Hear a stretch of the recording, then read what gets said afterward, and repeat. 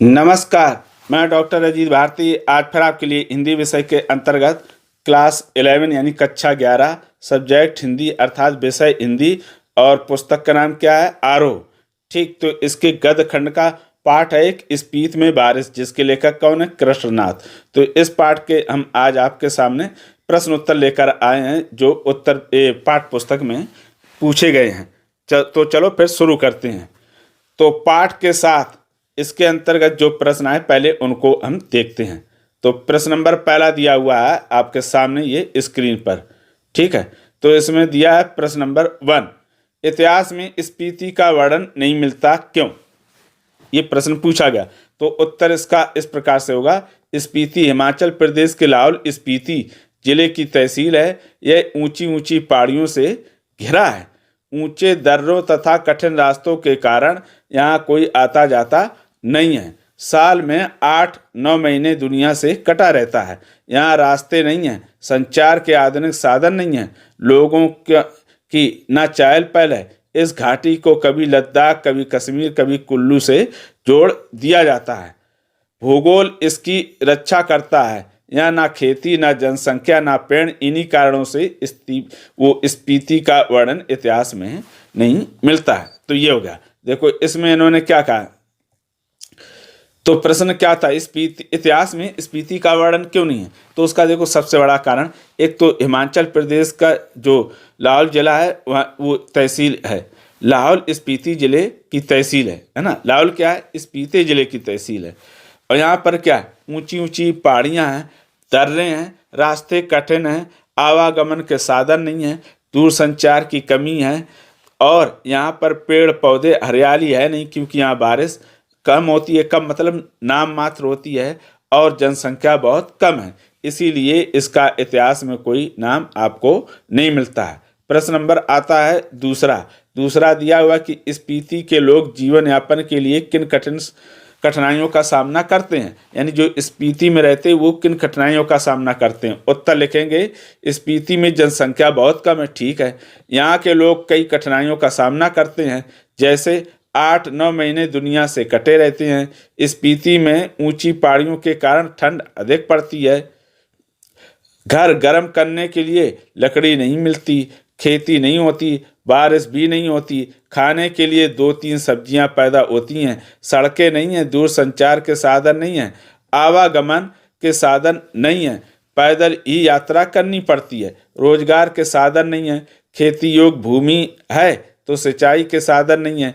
इसलिए यहाँ के लोगों का जीवन बहुत कठिन है। तो बहुत सिंपल सा उत्तर देखो इसमें दिया है। प्रश्न क्या पूछा था कि स्पीति के लोग जीवन यापन के लिए किन कठिनाइयों का सामना करते हैं। तो सीधी सी बात है, क्योंकि यहाँ पर देखो एक तो ऊंची नीची पहाड़ियाँ हैं, दर्रे हैं, और ठंड अधिक पड़ती है, और घर को गर्म करने के लिए लकड़ी बहुत मुश्किल से मिलती है, और यहाँ जनसंख्या बहुत कम है, बारिश बिल्कुल नहीं होती है, नाम मात्र के लिए होती, सब्जियां 2-3 ही उगाई जाती हैं, सड़कें और दूर संचार का कोई साधन नहीं है, आवागमन के कोई साधन नहीं है। ठीक है, रोजगार की समस्या है, खेती भूमि के लिए नहीं है, एक कृषि योग्य नहीं, जो है भी तो उसके लिए सिंचाई के साधन नहीं है, मतलब पानी नहीं। इसीलिए यहाँ के लोगों का जीवन कैसा है? बहुत कठिन है। प्रश्न नंबर 3, लेखक माने श्रेणी का नाम बौद्धों के माने मंत्र के नाम पर करने के पक्ष में क्यों है? तो उत्तर इसका इस प्रकार से रहेगा, स्पीति के दक्षिणी में जो पर्वत श्रेणी है वह माने श्रेणी कहलाती है। लेखक का मानना है कि यहाँ के लोग बौद्ध धर्म को मानते हैं। बौद्ध धर्म का बीज मंत्र है ओम मणि पद्मे हूँ। यह मंत्र ध्यान साधना के लिए प्रयोग किया जाता है। इसी मंत्र को संक्षेप में माने कहते हैं। ठीक है, यानी कहने का मतलब जो बौद्ध धर्म के लोग पहाड़ों पर ओम मणि पद्मे हूँ मंत्र पढ़ते थे, इसी को क्या कहते हैं? माने कहते हैं। इस मंत्र का यहाँ बहुत महत्व है। यहाँ बौद्ध लामाओं ने इन पहाड़ियों में रहकर माने मंत्र का बहुत जाप किया है, इसलिए इन पर्वत श्रेणियों को माने श्रेणी नाम दिया जा सकता है। ठीक समझ गए? जो बौद्ध धर्म को मानने वाले लोग थे वो पहाड़ी पर मंत्र बोलते थे, उसी मंत्र को माने कहते, इसीलिए कहते जो ये पर्वत श्रेणियां हैं इनको माने नाम दिया जा सकता है। अगला प्रश्न नंबर आता है आपका 4। इसमें दिया है कि ये ये माने कि चोटियां बूढ़े लामाओं के जाप से उदास हो गई हैं। इस पंक्ति के माध्यम से लेखक ने युवा वर्ग से क्या आग्रह किया? उत्तर, लेखक का कहना है कि बूढ़े लामाओं ने माने मंत्र का पहाड़ियों पर रहते हुए जाप किया तथा इस मंत्र के उच्चारण से करुणा की उत्पत्ति होती है। करुणा उदासी को जन्म देती है तथा यह उदासी पूरी घाटी व पहाड़ियों में समा गई है। इस उदासी को दूर करने के लिए लेखक युवा पीढ़ी से आग्रह किया कि युवा पीढ़ी इस घाटी में आए, उनके आने से ही चहल पहल होगी। खेले कूदे दौड़े चोटियों पर चढ़े, उनकी हंसी की आवाज़ों तथा पैरों से घाटी और पहाड़ियाँ जीवित हो उठेंगी। परिवर्तन प्रकृति का नियम है, परिवर्तन ही जीवन है। तो ये हो गया आपका उत्तर। अब प्रश्न में क्या पूछा था कि जो बूढ़े लामाओं के जाप से, कहने का मतलब यह है कि जो वो स्पीति की पहाड़ियाँ, वहाँ पर जो बूढ़े लामा यानी बौद्ध लोग थे, उन्होंने माने मंत्र खूब पढ़े। तो कहते जो माने मंत्र थे वो एक तरह से पहाड़ियों में समा गए, अर्थात वहाँ की पहाड़ियाँ उदास हो गई। तो लेखक युवाओं से कहता कि आप लोग इन पहाड़ियों पर आओ, चहलकदमी मचाओ। तो इससे क्या होगा, जो उनके पहाड़ियों के अंदर उदास है, कहने का मतलब ये कि पहाड़ियों पर कोई जाते ही नहीं, जब जाएगा नहीं तो जाहिर सी बात है कि वहाँ उदासी और शांति छाई रहेगी। इसलिए लेखक युवाओं से कहता कि आप लोग आओ, चहलकदमी करो। तो क्या होगा, जब पर्यटन स्थल बनेगा तो क्या सुविधाएं भी बढ़ेंगी। इससे क्या होगा, जो घाटी में शांति एक उदासी है वो क्या समाप्त हो जाएगी और लोगों का जीवन में परिवर्तन भी आएगा। प्रश्न नंबर आता आपका 5। तो 5वां दिया हुआ कि वर्षा यहाँ एक घटना है, एक सुखद संयोग है, लेखक ने ऐसा क्यों कहा है? तो उत्तर होगा, स्पीति में वर्षा बहुत कम होती है, इसलिए लेखक ने बारिश को एक सुखद घटना व संयोग माना, क्योंकि यहाँ ना मानसून आता है ना बादल आते हैं, जिस कारण यहाँ बारिश ना के बराबर होती है। वर्षा के बिना यहाँ की भूमि सूखी, ठंडी व बंजर है। वर्षा ना होने के कारण यहाँ पेड़ पौधे और हरियाली नहीं है। जब कभी वर्षा होती है तो लोग उसे एक घटना के रूप में लेते हैं। वर्षा को देखकर उनके मन में खुशी पैदा होती है। लेखक के पहुंचने पर वहां वर्षा हुई तो लोग कहने लगे कि उनकी यात्रा शुभ है। वर्षा को वो सुख का प्रतीक मानते हैं। तो इसको हम अब समझ लेते हैं। ये कहा कि जो स्पीति है वहां पर वर्षा को एक घटना और एक सुखद संयोग क्यों कहा? क्योंकि लेखक का कहना कि जो स्पीति स्थान है वहाँ पर बारिश या तो होती नहीं या तो नाम के मात्र होती है। तो क्या होती है, जब बारिश हो जाती है तो लोग उसे एक संयोग घटना मानते हैं कि कोई एक घटना हो गई। ठीक, तो ये इत्तेफाक था कि लेखक जब वहाँ पर था तो वहाँ क्या हुआ, बारिश हो गई थी, तो लोगों ने कहा ये तो बहुत ही शुभ है। अब अगला प्रश्न नंबर 6, स्पीति अन्य पर्वतीय स्थलों से किस प्रकार भिन्न है? यानी जो स्पीति पर्वत है वो अन्य पर्वतों से किस प्रकार भिन्न है? तो उत्तर लिखेंगे, स्पीति अन्य पर्वतीय स्थलों से इस प्रकार भिन्न है। पहला, यह बहुत ऊंचाई पर है। दूसरा, यहाँ वर्षा ना के बराबर होती। तीसरा, स्पीति वर्ष बर्फ के कारण 8-9 महीने दुनिया से क्या रहता है, कटा रहता है। फिर बिंदु नंबर आता है 4 में दिया हुआ है, यहाँ के दर्रे बहुत ऊंचे व रास्ते कठिन हैं जिन्हें पार नहीं किया जा सकता है। 5वां दिया, यहाँ बारिश होना शुभ मानते हैं। फिर बिंदु नंबर आता 6, यहाँ हरियाली पेड़ पौधे आदि नहीं है। 7वां, यहाँ गेहूं सरसों और मटर ही पैदा होती है। 8वां, यहाँ केवल 2 ऋतु में सर्दी व बसंत होती है। 9वां, यहाँ की पहाड़ियों की ऊंचाई 13,000 फीट से 21,000 फीट तक होती है। अब आता है आपका बिंदु नंबर 10। तो बिंदु नंबर 10 में दिया, यहाँ की भूमि सूखी, ठंडी और बंजर है। 11, यहाँ की जनसंख्या बहुत कम है। उसके बाद आता है बिंदु नंबर 12। तो 12 में दिया है कि यहाँ अन्य पर्वतीय स्थलों की तरह स्केटिंग, आइसक्रीम और छोले भटूरे जैसा कुछ भी नहीं होता है। तो ये हो गए आपको कि स्पीति जो पर्वत है वो अन्य जगहों से कैसे भिन्न है। तो कुल 12 बिंदु दिए हैं। ठीक है, अब आता है अगला, पाठ के आसपास। तो पाठ के आसपास के अब प्रश्न उत्तर देखते हैं। प्रश्न नंबर 1, स्पीति में बारिश का वर्णन एक अलग तरीके से किया गया है। आप अपने यहाँ होने वाली बारिश का वर्णन करो। तो चलो प्रश्न होगा, अब उत्तर समझते हैं। हमारे यहाँ मुख्य 3 ऋतुएं होती हैं, सर्दी, गर्मी, बरसात। हमारे यहाँ वर्षा आते ही गर्मी समाप्त हो जाती है। बारिश के कारण पृथ्वी के चारों ओर हरियाली दिखाई देने लगती है। नदी नाले पानी से भर जाते हैं, पूरा वातावरण प्रसन्न दिखाई देता है, खेत लहला उठते हैं, बिजली चमकती है, बच्चे मस्ती करते हैं, मोर नाचते दिखाई देते हैं, सभी के मन में उमंग छा जाती है। तो ये हो गई जब हमारे यहाँ बारिश होती है। और ठीक है, तो प्रश्न पूछा तो स्पीच में बारिश का वर्णन एक अलग तरीके से किया गया। आप अपने यहाँ होने वाली बारिश के बारे में वर्णन कीजिए। तो ये हो गया हमारे यहाँ किस प्रकार से वर्णन होता है। अब प्रश्न नंबर दूसरा, स्पीति के लोगों और मैदानी भागों में रहने वाले लोगों के जीवन की तुलना कीजिए। किनका जीवन आपको ज़्यादा अच्छा लगता है और क्यों? चलो देख लेते हैं। ये कहा गया स्पीति के जीवन और आपके जीवन में क्या अंतर है। उत्तर, स्पीति के लोगों और मैदानी भागों में रहने वाले लोगों के जीवन में बहुत अंतर है।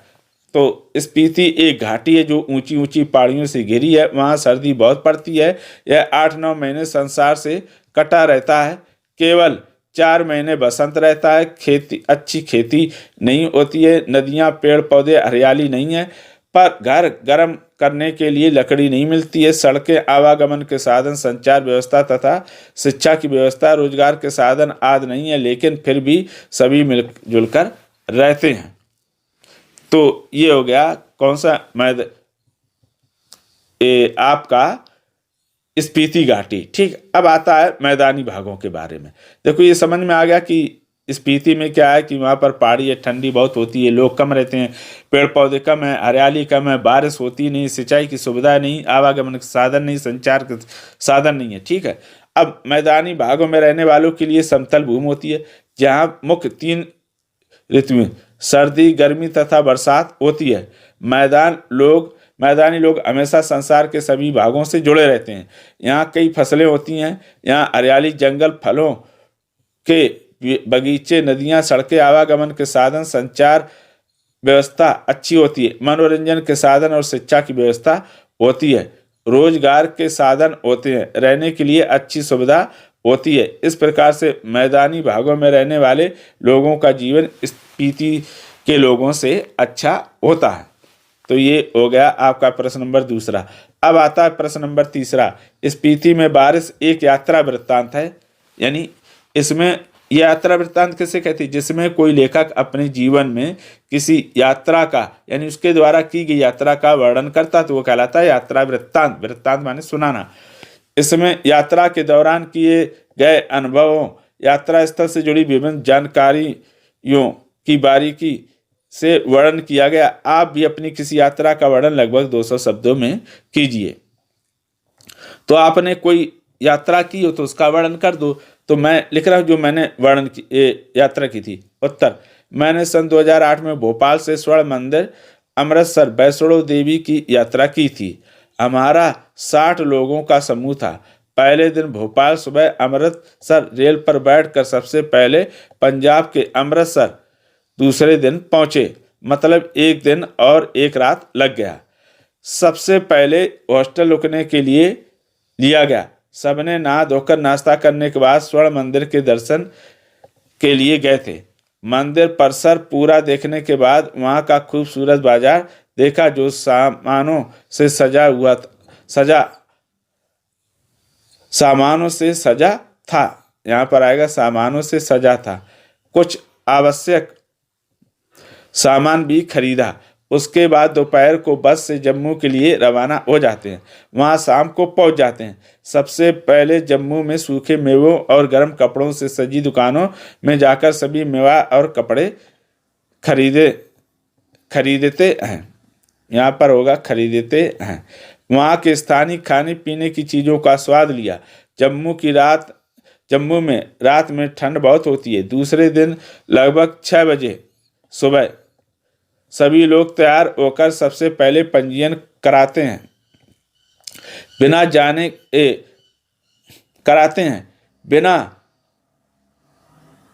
सभी लोग तैयार होकर सबसे पहले पंजीयन कराते हैं। तो यहाँ पर लिखेंगे बिना पंजीयन कराए जाने की अनुमति नहीं है। सभी ने 10-10 के समूह बना लिए थे और दर्शन के बाद सभी को हॉस्टल में वापस आना था। हॉस्टल मुख्य द्वार के निकट ही था। सभी नारा लगाते हुए आगे बढ़ते हैं। दोपहर तक देवी के दर्शन कर लेते हैं। साथ ही वहीं भावा भैरव के दर्शन करते हैं। मंदिर बहुत ऊंचाई पर है। देवी का मंदिर ऊंची पहाड़ी पर है। रास्ते के दोनों तरफ बर्फ जमी हुई थी क्योंकि दिसंबर का महीना था।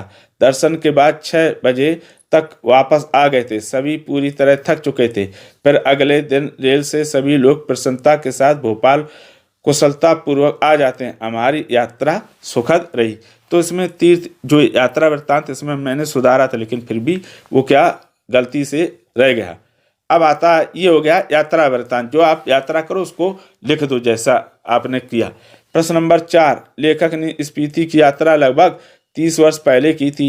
इस 30 वर्ष में क्या स्पीति में कुछ परिवर्तन आया? जाने, सोचे और लिखें। यानी लेखक ने स्पीति की यात्रा लगभग 30 वर्ष पहले की थी। इस 30 वर्ष में क्या स्पीति में परिवर्तन आया? जाने, सोचे और लिखें। उत्तर, 30 वर्षों में थोड़ा परिवर्तन आया। बर्फ को काटकर सड़क बना दी गई हैं जिन पर गाड़ियों द्वारा सामान लाया ले जाया जाता है। रोजगार व संचार के साधन हो गए। बिजली पहुंच गई है। वहां अब भारतीय सेना तैनात हो गई है। अब पर्यटक आने जाने लगे हैं, लेकिन प्राकृतिक वातावरण पहले जैसा ही है। स्पीति अब दुनिया से बिल्कुल कटा हुआ नहीं है। आगे, खाने पीने की सामग्री आने जाने लगी है। इस प्रकार अब वहाँ का जीवन बदल गया। तो देखो लेखक कहता है 30 साल बाद, प्रश्न पूछा गया 30 साल बाद अब वहाँ स्थिति कैसी है? अब स्थिति वहाँ की बदल गई, पहले जैसी नहीं रही है। यानी आने सड़कें बना दी गई हैं, सामान आने जाना लगा है, खाने पीने का सामान आने जाने लगा है। यानी बहुत सारी सुविधाएं हो गई हैं। पर्यटन हो गया, सेना वहाँ अब रक्षा करती है। तो इस तरह से बहुत सारा परिवर्तन हुआ है। अब आता है अगला बिंदु, भाषा की बात। तो भाषा की बात में एक प्रश्न है ये, पाठ में दिए गए अनुच्छेद में क्योंकि और बल्कि जैसे ही वैसे ही मानो ऐसे शब्दों का प्रयोग करते हुए उसे दोबारा लिखिए। यानी इन शब्दों का प्रयोग कीजिए और इनको दोबारा लिखना। तो देखो इन्होंने पहले एक गद्यांश दे दिया है और उसी में इन सब का प्रयोग करना रहेगा।